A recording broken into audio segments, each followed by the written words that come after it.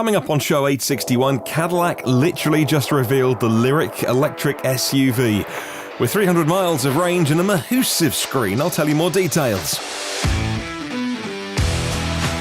Plus, the new Audi e-tron for 2021 model year gets a price cut and it goes even further. Tesla want to wrap your car, and Ken Block wants to drive an electric rallycross car. Well, good morning, good afternoon, or good evening, wherever you're listening in the world. Welcome to EV News Daily, the edition for Friday, 7th of August. My name is Martyn Lee, and I go through every EV story so you don't have to. Thank you, as always, to myev.com for helping make the show. Big shout out to them. What I love about their site as well, they're proper car guys and car girls, because you know what? It's a marketplace for buying and selling EVs. You can find your perfect EV on there. But if you're doing any internet shopping, there's always a drop-down menu to sort it by cheapest, sort it by most expensive, sort it by nearest. They've got a drop-down menu that says sort by fastest. Yeah, that's how much they understand EVs. Because sometimes we just want the quick ones. Hey, welcome to a brand new executive producer of the podcast. It's you, Todd. Todd Oakes has upped his support on Patreon. And a very special thank you to a new partner of the podcast, Darin and Suzanna MCLESKEY. Well, it's always a real honour to have somebody sign up at such a high level of support. Darin and Suzanna have a Model S that they do about 50,000 miles a year in, and also a Fiat 500e for running errands around downtown Detroit, where Darin's office block is just very close to the GM Hamtramck plant, which is going to be building the Hummer truck. They also love their solar, 33 solar panels on their home, a Cybertruck on order, and even an electric ride-on mower in the garage for when you need to do the jobs. Well, thank you so much. I mean, Darin says he appreciates my valuable time being put into the podcast. Well, look, it's what I love doing. I love putting this together for people around the world, a truly global podcast that tracks the progress for the last 860 shows of how people are getting involved in EVs and now signing up as a partner on Patreon. I really couldn't thank him anymore.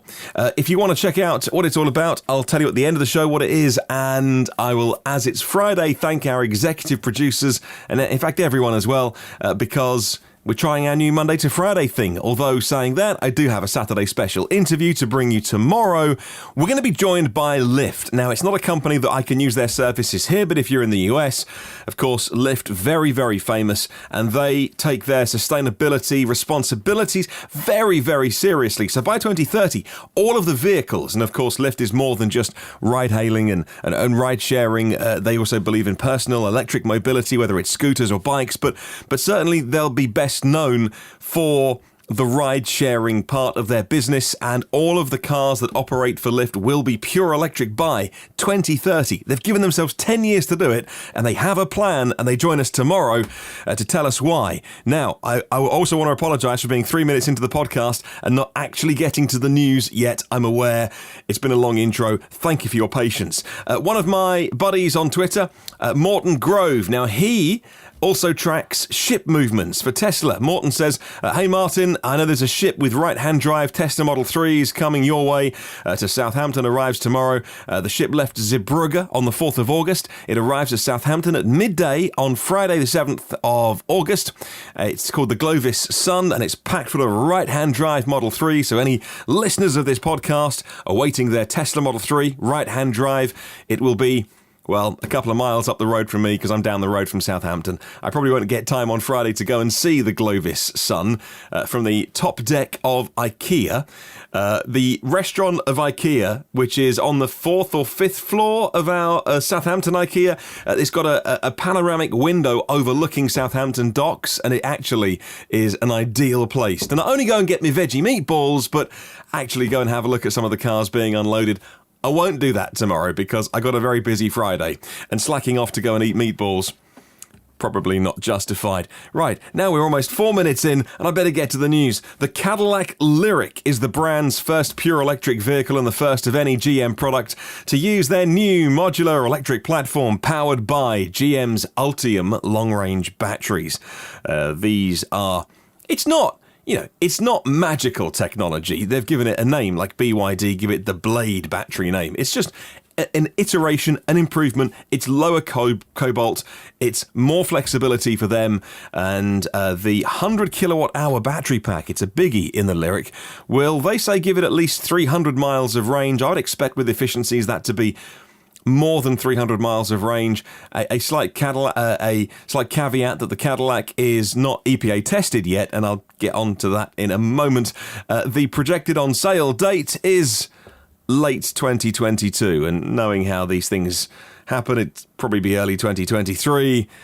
Now, why would a car need to be announced now that's 2.5 years away when, you know, the specs of this thing could well be made now? So let me tell you all about the Cadillac Lyriq. It's got onboard charging of 19 kilowatts. If you can get some three-phase AC charging on board of 19 kilowatts is very fast, and that's fantastic news. DC fast charging of 150 kilowatts. It's not going to break any records, but it's certainly very respectable. It comes in rear-wheel drive and all-wheel drive. It has a unique grille with very distinctive lighting elements, multiple vents within the bumper, very slim, very vertical headlights. Notices inside EVs today. I think it looks like the Dyson car. I think from head-on it looks like a Mercedes-Benz EQC with a very big slab of grille, and then from the side profile, if you saw that Dyson car, which was recently scrapped, but maybe I'll do a Photoshop side by side. I think it's a very similar, or maybe let me say Range Rover Evoque, right? So it kicks up high at the back. I like it. I've seen some chatter online today. I connected with my American friends who work for Inside EVs. I said, what do you think, guys? It was announced at 7 p.m. Eastern, about midnight here, so it's now very early hours of the morning when I'm recording this because I stayed up late past midnight to look at to see the reveal. None of them were fans of the styling initially, whereas I was. I like it. I think it looks nice. The design language is a big SUV, but it's sharp. I think it's done well. It's got Model 3 door handles, and I don't know whether they're automatic or whether you have to do that weird kind of cantilevered thing that the Model 3 handles do, but they are the same shape as the Model 3. Has an old-fashioned gear shifter, and it's not my only problem with this car, but I don't know why an EV that's out in 2.5 years' time still needs to replicate that kind of gear shifter model that fossil cars have. Put it on a stalk, make it a button. I mean, just use that space for something else. It's like a big transmission tunnel running down the middle of it when it's a skateboard design. Anyway, what did GM have to say about the Lyriq? They said that the Ultium state-of-the-art batteries are nickel, cobalt, manganese, aluminium chemistry, NCMA. In other words, it uses aluminium in the cathode. It helps reduce the need for things like cobalt. GM engineers have reduced the cobalt's content by more than 70% compared to the current GM batteries. The display in this is mega. Now, I remember back in the day when I bought myself a 32-inch TV, I thought that, you know, I'd saved up and bought the world's biggest telly. I was so made up. It was basically gangster level TV when I bought a 32-inch. This one has a 33-inch LED display. Covers pretty much the width of the dash. Huge display. All the information that you could possibly want on there. Different camera views being displayed.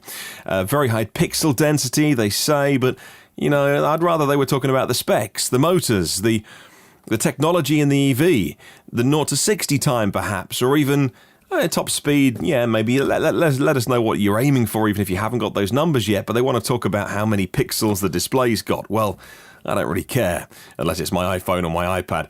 In the car, I'm just not bothered. Anyway, Cadillac tonight revealed the Lyriq. It is a crossover / SUV shape. Of course, going to have Super Cruise on it, their version of advanced driver assist on the highways, 19-speaker sound system, and pricing under $75,000 is all they'll say. I'll pop a link in the show notes if you want to see more. Check out the pictures. I'm excited about this, but what I'm not excited about is it being 2.5 years away. There's nothing in these specs which say it isn't technically possible now. It's not like when Tesla unveiled the Roadster and say, oh, it's going to do 600 miles, and everyone scratches their heads and goes, well, you can't do that now. I mean, you could double stack 2 100 kilowatt hour battery packs, I suppose, Tesla, but then it would be dog heavy and dog slow.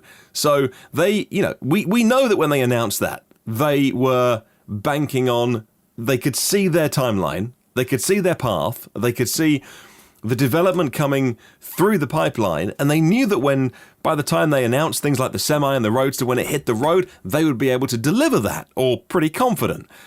There's nothing here that GM couldn't build, if not today, then at least by the end of the year. So, my only frustration, I know I'm sounding spoiled now, because for years we wanted great EVs, and then we get them, and then we want them even quicker. I know, I want more all the time, but it's like the Nissan Aria being a year and a half away. Like, there's nothing in that car that Nissan couldn't do now. There's nothing in this GM Cadillac Lyriq that they couldn't do now.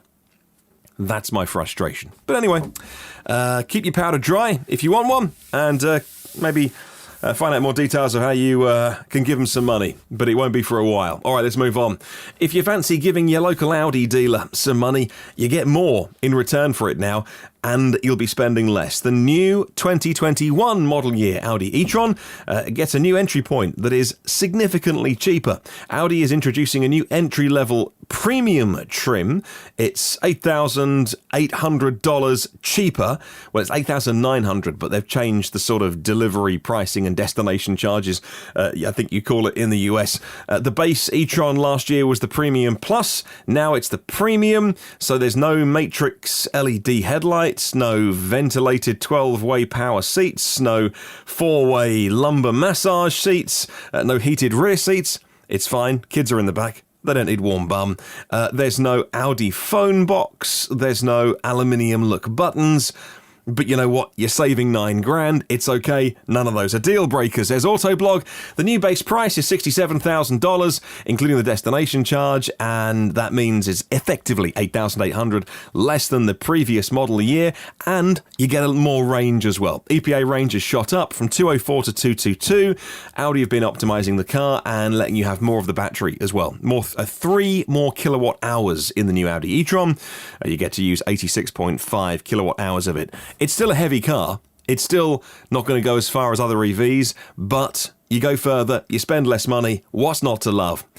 Tesla, well known for having not exactly the widest choice of paint colours, now launch their own car wrapping service. Tesla has launched a car wrap service through their delivery centres in China, in 5 cities in China. Could we get it in other marketplaces, is the question asked by Electrek. Well, the official Tesla customer service Weibo account announced it, and the new Tesla buyers in China can order wraps for their cars directly through Tesla. Obviously, it was big business, and they thought, you know what, so many third parties doing this, we can get a piece of the action here. Beijing, Shanghai, Guangzhou, Shenzhen and Suzhou. Other cities will be launching mid-August, and of course you can have unlimited colours. Like if you're wrapping the car in vinyl or whatever it is, you can get so many different colours apart from the handful of stock paint colours. And this is really interesting to me because this is a very bespoke service. Now, if you go back when Tesla was selling cars in their hundreds, you could get your car painted in any colour you want, and sure, it would cost you a premium, and I forget what the price was, and I'm not even sure how long it lasted, but I know early days of the Model S, if you wanted a car in a certain colour, well, they'd do it for you at a price.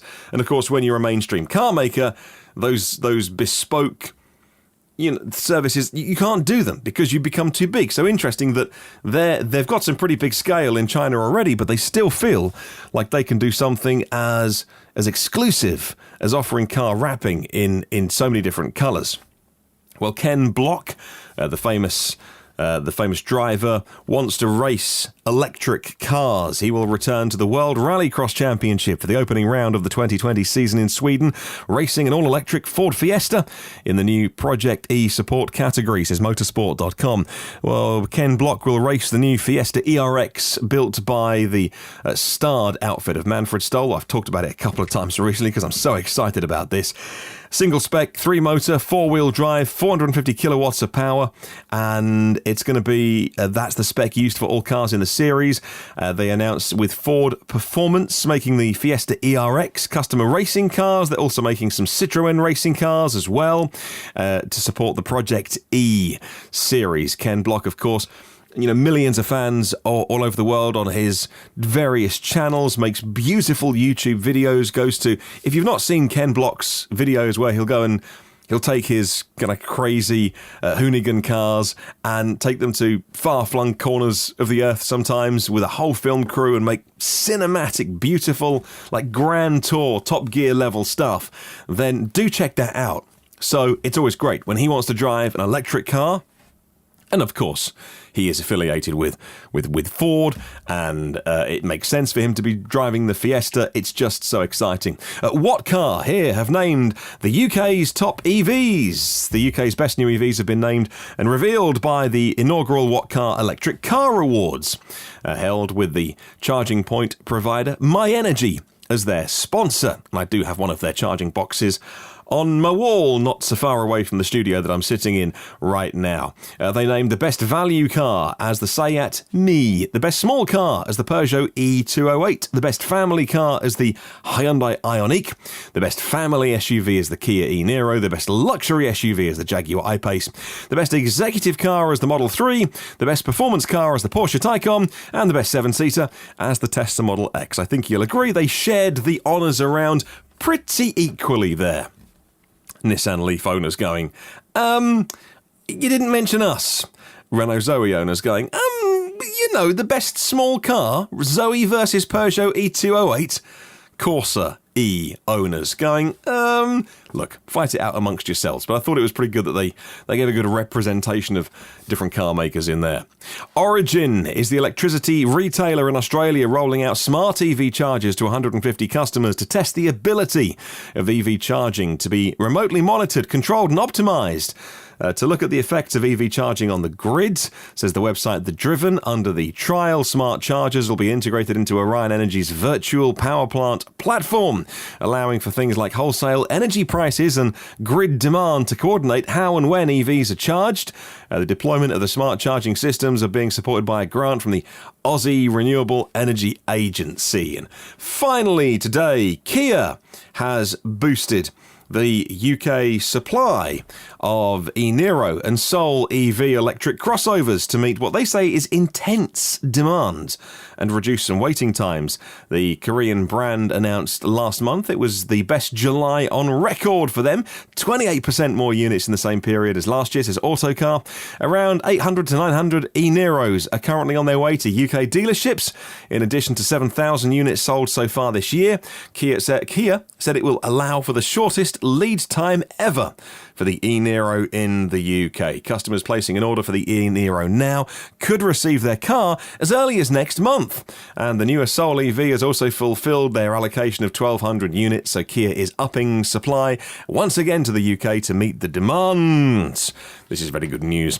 Well, that's your show for today. Thank you very much for your patience at the start. I like to get into the news as quick as we can, but we had some announcements and some business to get through, so I appreciate your patience. I appreciate you listening every day. Look, I know your time is precious. I try and keep the podcast as focused and on point as possible and not waffly. But like I say, I do like to do the interviews whenever I can, and tomorrow is going to be a big one with Lyft and some big ambitions that Lyft are, certainly in the US and Canada. I can't wait to talk to them on a Saturday special interview tomorrow. And for Patreon fans, at executive producer or above, $10 or above, want to get fixed the Saturday bonus show, the exclusive RSS feed that you get for your pod apps on your phones and tablets, which I don't think we fully ever nailed it, but you get a different RSS feed you subscribe to, and then you get your bonus show on Saturday that nobody else gets. So I'll give you more news on that as I get that fixed over the course of Friday. Well, there are 860 previous shows in the archive. You can check them out on the website, evnewsdaily.com. Thank you to our premium partners, Phil Roberts of Electric Future, Brad Crosby, Avid Technology, Porsche of the Village in Cincinnati, Audi of Cincinnati East, Volvo Cars of Cincinnati East, NationalCarCharging.com and AlohaCharge.com. And Derek Riley from the EV Review Ireland YouTube channel. And my partners David and Lisa Allen, OEM Audio of New Zealand and evpower.co.nz, Gareth Hamer, also eMobility Norway, Bob Boothby, who runs Millbrook Cottages and Elopement Wedding Venue, and as of today, Darin McCleskey all partners of this podcast, and I couldn't do it without you. And a quick mention, on a Friday rather than a Sunday, as we're trying out our new Monday to Friday working pattern, executive producers Alan Robson, Alan Shedd, Alex Manahini, Alexander Frank, Anders Hove, Andrea Jefferson, Sir Khalid, Ashley Hill, Bjard Fuchstack, Brent Kingsford, Brian Thompson, Brace Brahannon, Charles Hall, Chris Hopkins, Colin Hennessy and Cam ZV, Craig Coles, Craig Rogers, Damien Davis, Darren Feach, or Darren Fetch. I'm sorry. He emailed me in the week to go, look, I know it's spelled one way, but it said another. Darren Fetch. Dave Jewson, Dave Finch, David Moore, David Partington, David Prescott, Derek Riley, Don McAllister at screencastsonline.com. Check him out. Eru Kyunyi Nyombi, Frederick Rovic, Gene Rubin, Gilberto Rosado, Jeff Lowe, Headley Wright, Ian Griffiths, Ian Sear, Ian Watty Watkins, Jack Oakley, James Storr, Jim Morris, John C. Solar and John, who is Beardy McBeardface at Ken TVs, John Manchek, Juan Gonzalez, Ken Morris, Kevin Madison, Carl Mann, Lars Allerger, Lawrence D. Allen, Luke Brown, Lee Brown and Luke Cully, Marcel Ward, Mark Bossett, Marta Young, Matt Piccioni, Mia Oppelstrop, Michael Pastrani, Mike Winter, Nathan Gore Brown, Neil E. Roberts and Sussex EVs, Nigel Miles, Ohad Aston, Paul Ridings, Paul Stevenson, Pete Glass, Pete Gordon, Peter and D. Roberts of Oxon EVs, Phil Mouchet, Philip Troutman, Raj Badwell, Rajiv Narayan, Renee Kimmich, Renee Schneider, Richard Lupinski, Rob Hermans, Rob from RS Thinks EV channel on YouTube, Rupert Mitchell, Soki Payne, Stephen Penn, Steve John, Thomas JTS, Todd Oakes as of today, The Plug Seeker and his EV YouTube channel, Tim Gutteridge and William Langhorn. Have a wonderful day. Catch you tomorrow, and remember there's no such thing as a self-charging hybrid.